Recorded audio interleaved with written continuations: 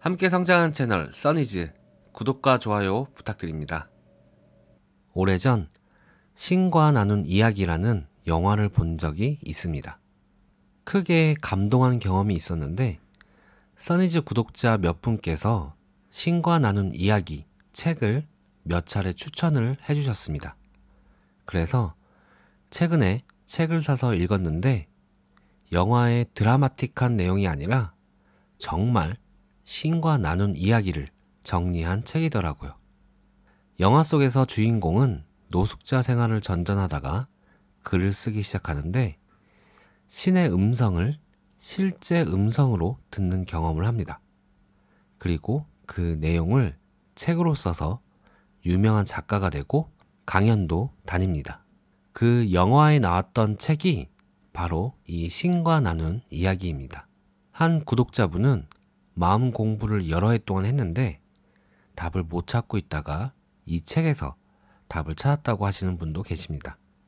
오늘 소개해드릴 내용은 신과 나눈 이야기, 줄여서 신나이에서 알려주는 신과 교류하는 방법에 대한 내용입니다.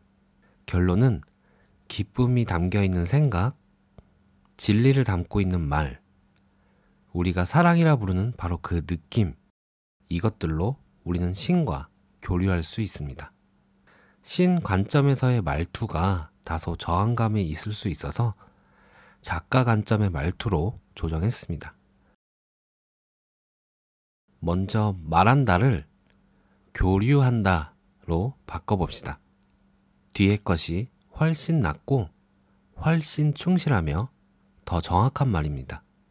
우리가 서로에게, 즉 신이 우리에게, 우리가 신에게 얘기하려 할 때 우리는 곧바로 말의 한계에 갇히고 맙니다. 이 때문에 신은 말만으로 교류하지 않습니다. 사실 신이 말로 교류하는 일은 거의 없습니다. 신이 가장 자주 쓰는 교류 방식은 느낌입니다. 느낌은 영혼의 언어입니다. 만일 우리가 어떤 것을 놓고 무엇이 자신에게 참인지 알고자 한다면 우리가 그것을 어떻게 느끼는지 살펴보면 됩니다. 느낌이란 건 알아차리기 어려울 때가 많습니다. 받아들이기가 훨씬 더 어려운 경우도 자주 있습니다.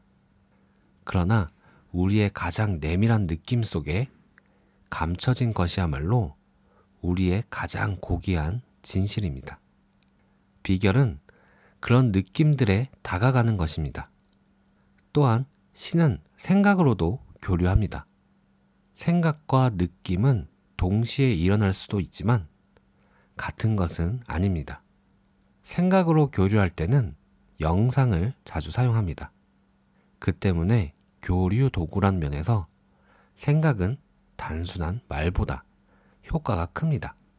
느낌과 생각 외에 체험이라는 전달 수단을 사용하기도 합니다.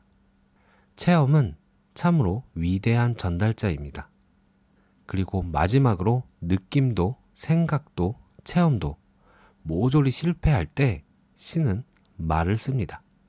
사실 말은 가장 비효율적인 전달자입니다.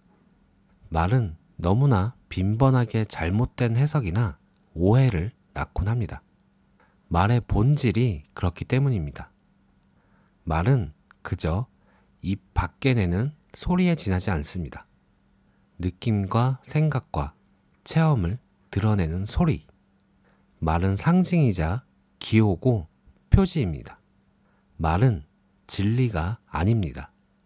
말은 실체가 아닙니다. 우리가 뭔가를 이해하고자 할 때 말의 도움을 받을 수는 있습니다. 하지만 우리에게 알을 주는 것은 체험입니다. 물론 우리가 체험할 수 없는 것들도 있습니다. 그래서 신은 우리에게 알매 다른 도구들을 주었습니다. 느낌과 생각이라는 도구들입니다. 그런데 여기서 최고의 역설은 우리가 신의 말은 그토록 중요하게 여기면서도 체험은 아주 하찮게 여긴다는 점입니다. 사실 우리는 체험을 너무나 하찮게 여기고 있어서 체험한 신이 말로 들은 신과 다를 때 아무 생각 없이 체험을 버리고 말을 간직합니다. 마땅히 그 반대가 되어야 하는데도 말입니다. 우리가 어떤 것을 체험하고 느낀다는 것은 그것을 사실로 알고 직관으로 안다는 것을 뜻합니다.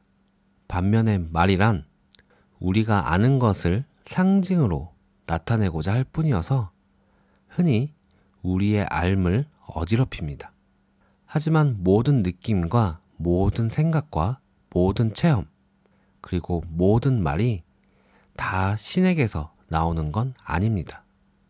이제까지 많은 사람이 신의 이름을 빌려 많은 말을 해왔고, 많은 생각과 많은 느낌이 신이 직접 창조하지 않은 근거들의 뒷받침을 받아왔으며, 많은 체험이 그런 근거들에서 비롯되었습니다.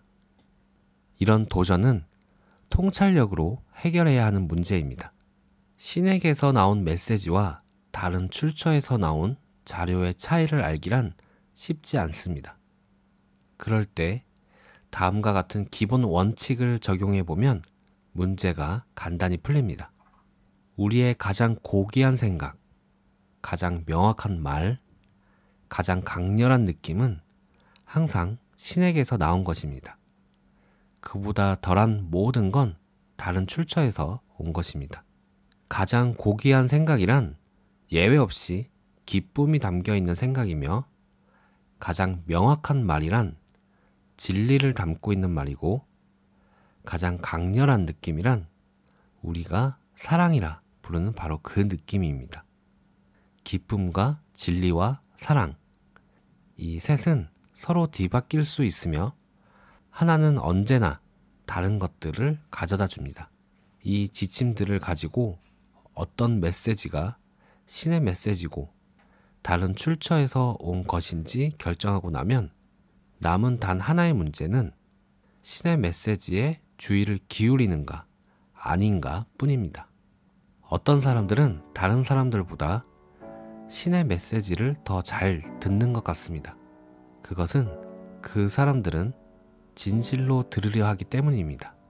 그들은 기꺼이 듣고자 하며 두렵거나 미친 짓 같아 보이거나 완전히 잘못된 것처럼 여겨질 때조차도 기꺼이 신과의 교류에 문을 열어놓고자 합니다. 우리는 이미 신을 알고 있다고 중얼거리는 짓을 멈출 때까지는 신을 알 수 없습니다. 우리는 이미 신의 이야기를 들었다고 생각하는 짓을 멈출 때까지는 신의 말을 들을 수 없습니다. 신은 우리가 신에게 우리의 진리를 말하는 짓을 그만둘 때까지는 신은 진리를 말하지 않습니다. 따라서 우리는 느낌의 귀를 기울여야 합니다. 우리의 가장 고귀한 생각들에 귀를 기울여야 합니다. 우리의 체험에 귀를 기울여야 합니다. 이 중 어느 하나라도 우리의 선생들이 말한 바나 우리가 책에서 읽은 바와 다르다면 그 말들을 잊어버려야 합니다. 말이란 건 가장 믿음직스럽지 못한 진리 조달업자입니다. 오늘 영상은 여기까지입니다. 오늘도 시청해주셔서 감사합니다.